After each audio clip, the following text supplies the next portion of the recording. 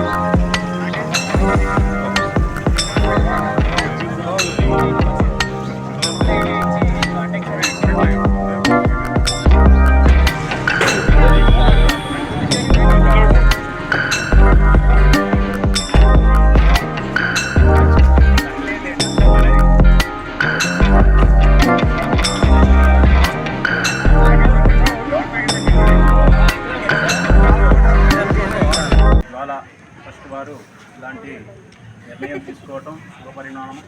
ఇలాంటి విషయాలలో పిల్లలకి నేర్పినట్లయితే తద్వారా రాబోయే కాలంలో వాళ్ళు అది మనసులో నాటుకొని మనం ప్రకృతిలో మమేకమై ప్రకృతి సంబంధమైనటువంటి ఇలాంటి కార్యక్రమాలు చేపట్టి ప్రకృతిని కాపాడుకుంటూ ముందు తరాలకి వాటిని అందిస్తూ తద్వారా పర్యావరణాన్ని, సామాజిక హితాన్ని అందరం కూడా నేర్పినట్లవుతుంది.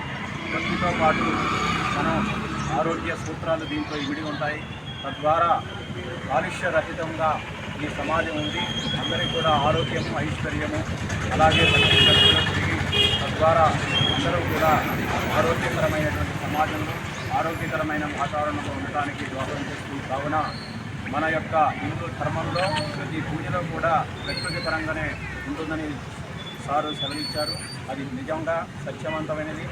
అదేవిధంగా ఈ యొక్క ప్రకృతిలో మనం చేపట్టేటటువంటి కార్యక్రమాలన్నీ కూడా కాస్మెటిక్ ఎనర్జీని మరింత ఉత్పత్తి చేసి తద్వారా ఈ యొక్క రేడియేషన్ పవర్ నుంచి మనల్ని రక్షించడానికి ఈ యొక్క ప్రకృతిపరమైనటువంటి ఈ యొక్క పూజా ద్రవ్యాలను ఉపయోగించడం తద్వారా మనలో ఉన్నటువంటి అనారోగ్యమైనటువంటి కారణాలన్నీ కూడా పోతాయి.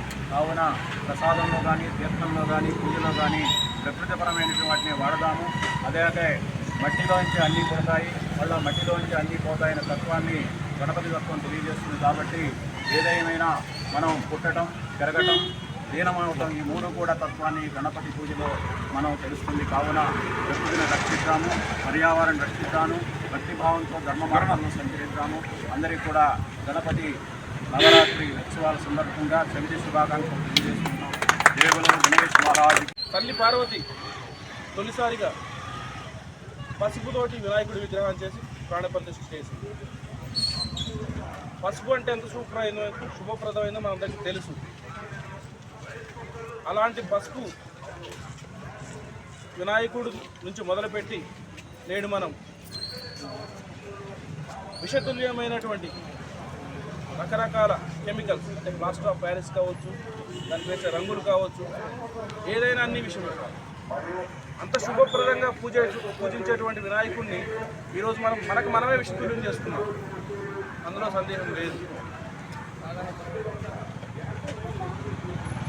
ఇలాంటి సందర్భంలో మళ్ళా ప్రకృతితో మమేకమైనటువంటి పర్యావరణహితమైనటువంటి వినాయక విగ్రహాలు పంపిణీ చేసి మళ్ళా మన సంస్కృతిని, మన యొక్క ఆచారాన్ని కొనసాగించే విధంగా జ్వాలా సంస్థ వారు, జ్వాలా చారిటబుల్ ట్రస్ట్ వారు మట్టి విగ్రహాలను పంపిణీ చేయడం అనేది చాలా శుభప్రదమైన అంశం.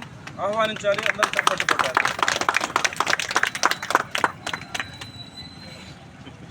అందరికీ పూజించాలంటే ఘనంగా సెలబ్రేషన్ చేసుకోవాలంటుంది. కాకపోతే దేని ఎట్ ద వాట్ కాస్ట్ ప్రకృతికి డ్యామేజ్ చేసి అయితే చేసుకోవద్దు. మనం ఖచ్చితంగా ఘనంగా సెలబ్రేట్